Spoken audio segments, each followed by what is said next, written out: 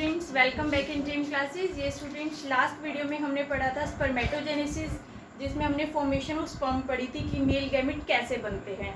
आज की जो वीडियो रहेगी वो हमारी होगी oogenesis, that is formation of female gamete. क्या बोलते हैं फीमेल गैमेट को? ओवम। यस, पहले भी बताया आपको, formation of female gamete ovum is called oogenesis। Clear students? तो आज हम इसके स्टेप्स को क्लियरली पढ़ेंगे।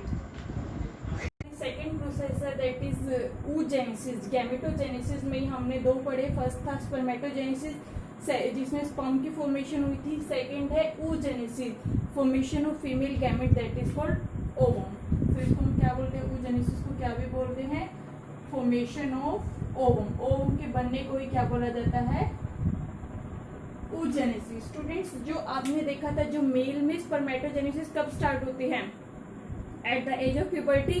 प्यूबर्टी पर ही स्पर्म बनने शुरू होते हैं। लेकिन फीमेल के केस में जो है oogenesis, फीमेल के केस में और मेल में बहुत ज़्यादा डिफरेंस है। बताया था मैंने पहले भी आपको।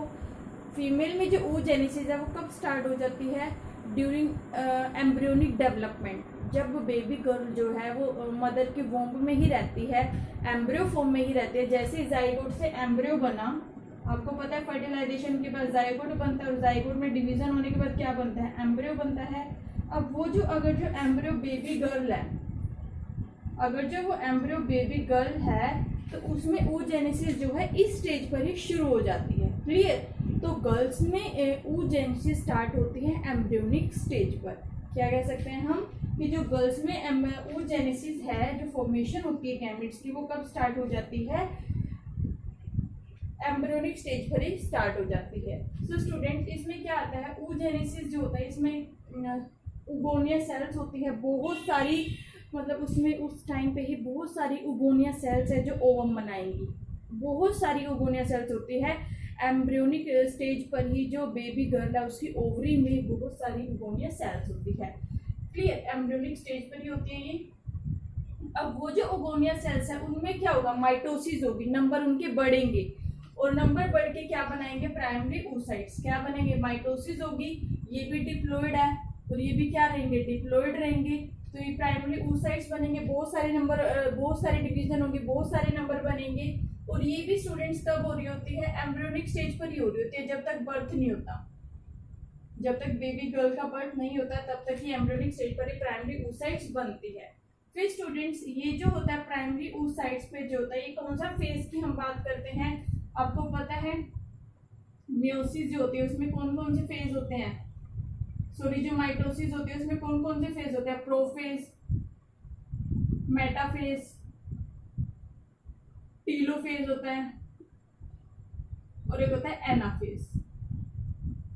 Clear students? तो अभी हम प्रोफेज की बात कर रहे हैं। ये जो प्राइमरी oocyte से प्रोफेज तक है, अभी प्रोफेज तक ही बना हुआ है। और ये कंप्लीट जो फॉलिकल्स बनते हैं वो कब तक बनते हैं? बर्थ से शुरू होती है प्राइमरी oocyte से, और कब तक बनते हैं? जब तक प्यूबर्टी एज नहीं आ जाती। क्लियर? प्यूबर्टी एज आने तक ये बनते रहते हैं। और प्यूबर्टी की एज तक कितने रह जाते हैं? ये हर एक ओवरी में 60 to 80,000 जो होते हैं oogenesis oogonia रह जाते हैं। क्लियर? मतलब जो प्यूबर्टी की स्टेज जो होती है ना गर्ल्स की, जब रिप्रोडक्शन स्टेज आती है, तब उनकी ओवरी में 60,000 से 80,000 तक उगोनिया या ओवम होते हैं जो प्रोड्यूस होते हैं। कंपैरेटिव टू मेल के आपको पता ही चल गया होगा कितना कम नंबर है ये। सो स्टूडेंट्स, ये देखो, अब उगोनिया सेल्स में माइटोसिस होगी, नंबर इंक्रीज हो जाएगा, और ये एम्ब्रियोनिक स्टेज पर ही हो रहा है। उसके बाद क्या होगा? जो प्राइमरी oocyte है ये प्रोफेज पर ही चल रहे हैं, सारी स्टेजेस ये प्रोफेज पर ही चल रही हैं। अब प्राइमरी oocytes जो है, ये सेल है प्राइमरी oocytes। 1 मिनट, मैं यहाँ से रब कर दूं, फिर आपको क्लियरली समझ आ जाएगा। यस, अब देखो प्राइमरी oocytes है। अब ये सेल है प्राइमरी oocyte, ये सेल थी।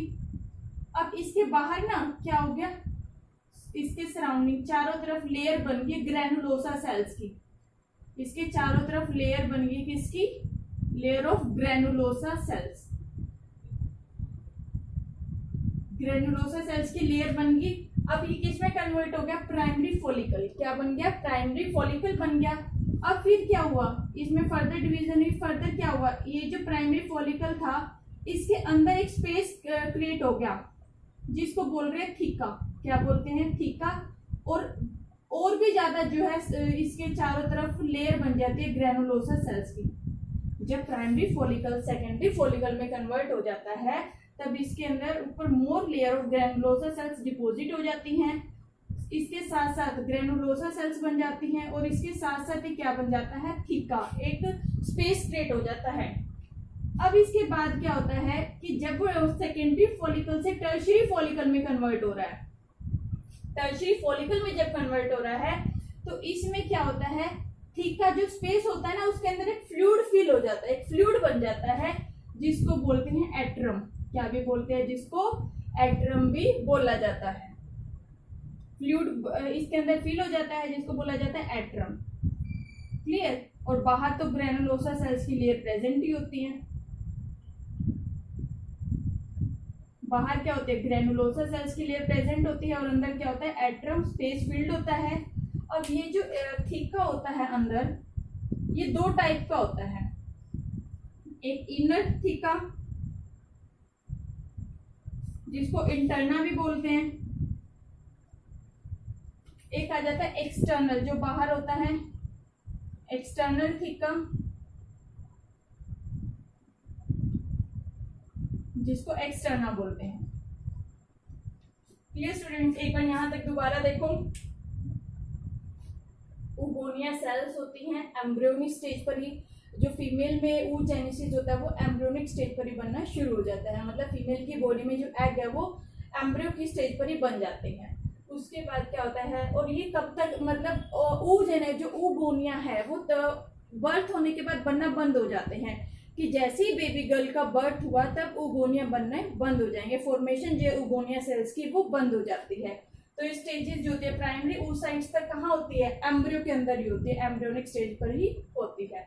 फिर प्राइमरी oocytes में जो होता है क्या होता है बाहर एक ग्रेनुलोसा सेल्स की लेयर बन जाती है जिसको प्राइमरी फॉलिकल बोलते हैं। सेकंड क्या होता है ग्रेनुलोसा सेल्स की और लेयर के साथ साथ थीका बन जाता है जिसको सेकेंडरी फॉलिकल बोलते हैं और ये सब प्रोफेज 1 में होता है। अब जब टर्शियरी फॉलिकल में और भी ज्यादा ग्रेनुलोसा सेल्स बन जाती है और उसके साथ साथ जो स्पेस थीका होता है उसके अंदर एक फ्लूइड फील्ड होता है जिसको बोलते हैं एट्रम। क्या बोला जाता है एट्रम बोला जाता है।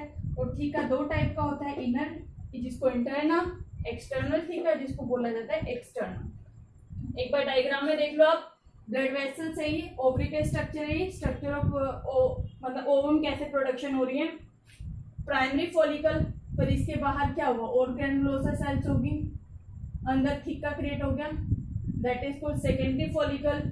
फिर इसमें टर्शियरी फॉलिकल में और भी ग्रेनुलोसा सेल्स होगी और इसके अंदर और क्या हो गया फ्लूइड फिल्ड स्पेस है जिसको बोलते हैं antrum. Clear, that is called tertiary follicle. अब इसके बाद की प्रोसेस आती है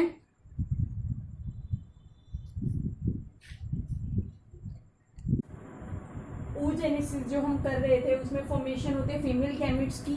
मैंने आपको बताया था जो oogenesis में जो oogonia सेल्स होती है वो कहाँ बनती है और oogenesis स्टार्ट कहाँ हो जाती है एम्ब्रियोनिक स्टेज पर। गर्ल्स में oogenesis जो गैमेट्स की फॉर्मेशन होती है वो एम्ब्रियोनिक स्टेज पर ही स्टार्ट हो जाती है और ये जो oogonia सेल्स होती है कहाँ होती है फीमेल की ओवरी में एम्ब्रियोनिक स्टेज पर ही होती है। अब ये जो oogonia सेल्स है इनमें क्या होती है फर्दर डिवीजन होते हैं, मल्टीप्लिकेशन होते हैं जिससे इनका नंबर इंक्रीज हो जाता है। फिर इनके नंबर से क्या बनती है प्राइमरी oocytes, क्या बनती है प्राइमरी oocytes।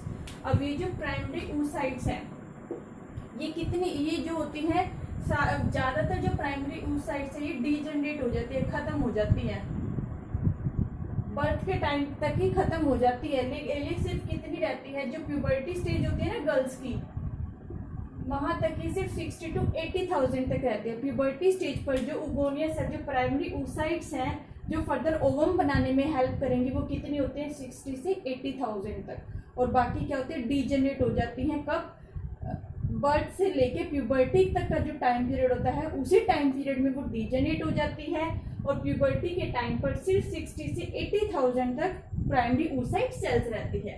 अब आ जाता है स्टूडेंट जो प्राइमरी oocyte सेल्स है इनमें क्या होगा मियोटिक डिवीजन होगी। इससे पहले मैं आपको बताऊंगी जो मैंने आपको पहली वाली वीडियो में बताया था, पहले वाले लेक्चर में भी बताया था मैंने आपको इससे पहले कि जो प्राइमरी oocyte सेल है इनके अंदर क्या होगा बाहर की तरफ क्या बनेगी ग्रेनुलोसा सेल्स की कवरिंग आ जाएगी और ग्रेनुलोसा सेल्स के बनने से क्या बन जाएगा, प्राइमरी फॉलिकल।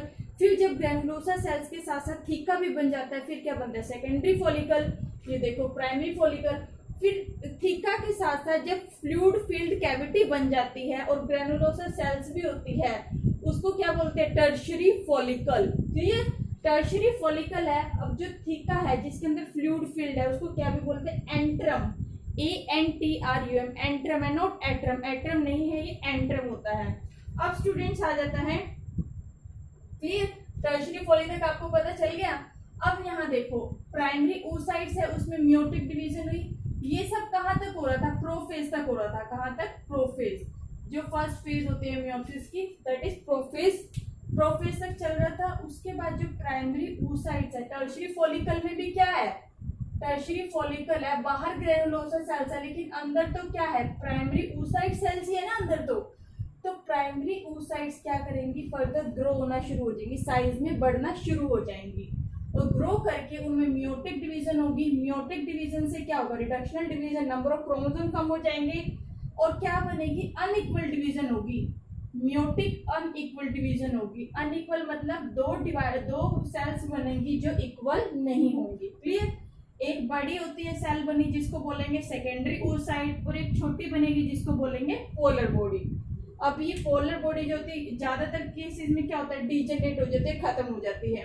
और कई बार कुछ ही होता है ये डिवीजन करती है, लेकिन मोस्टली जो होता है ये डीजेनरेट हो जाती है। अब जो सेकेंडरी oocyte है ये क्या होगा, इसमें फर्दर म्योटिक डिवीजन होगी। सेकेंडरी oocytes में फर्दर म्योटिक डिवीजन होने के बाद क्या बनेगा, ओवम बनेगा। क्या बनेगा, ovum, that is female gamete, जो फीमेल गैमेट है। और ऐसे ही सेकेंडरी oocyte से ओवम का बनना ही क्या कहलाता है, oogenesis। क्या कहलाता है, oogenesis। और इसके साथ ही क्या बनेगी, एक स्मॉल पोलर बॉडी बनेगी जिसको सेकंड पोलर बॉडी कहते हैं। फिर ये फर्दर डीजनरेट हो जाएगी। अब स्टूडेंट्स इधर देखो, this is the structure of ovary. ये किसका स्ट्रक्चर है, ओवरी का स्ट्रक्चर है, स्ट्रक्चर ऑफ ओवरी। इसमें क्या होता है स्टूडेंट्स, ये ब्लड वेसल्स है, प्राइमरी फॉलिकल, सेकेंडरी फॉलिकल बनेगी, फिर क्या होगा, टर्शियरी फॉलिकल। इसके सेंटर में फ्लूइड फील्ड कैविटी है जिसको एंट्रम बोल रहे हैं। अब इसके बाहर में एक लेयर बन जाएगी, जैसे टर्शियरी फॉलिकल के बाहर एक लेयर बन जाएगी जिसको बोलते हैं ग्राफियन फॉलिकल। क्या बोलेंगे, ग्राफियन फॉलिकल।